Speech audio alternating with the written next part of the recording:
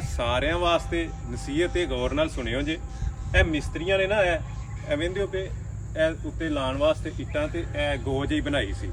ਸਾਡੇ ਵਹਿਮੋ ਗੁਮਾਨ 'ਚ ਵੀ ਨਹੀਂ ਸੀ ਕਿ ਸ਼ੇਰ ਸਾਡਾ ਇਹ ਫੱਟੇ ਦੇ ਜ਼ਰੀਏ ਉੱਤੇ ਚੜ ਜਾਏਗਾ।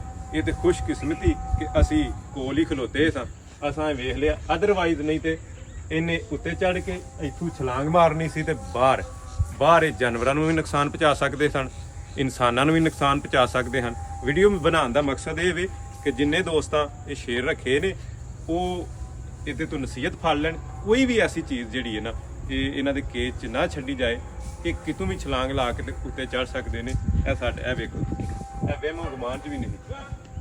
ਇੱਧਰ ਇਹ ਹੁਣ ਬਾਹਰ ਕਿਉਂਕਿ ਇੱਕ ਉਹ ਗਾਏ ਵੇ ਜਿਹਨੂੰ ਇਹ ਗੌਰ ਕਰ ਰਹੀ ਹੈ ਤੇ ਵੇਖ ਰਿਹਾ।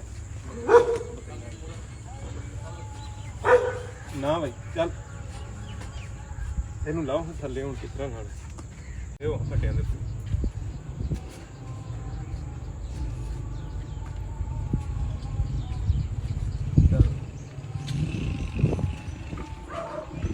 ਚੱਲ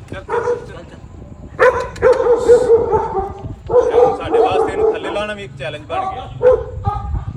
ਉਤਾਰ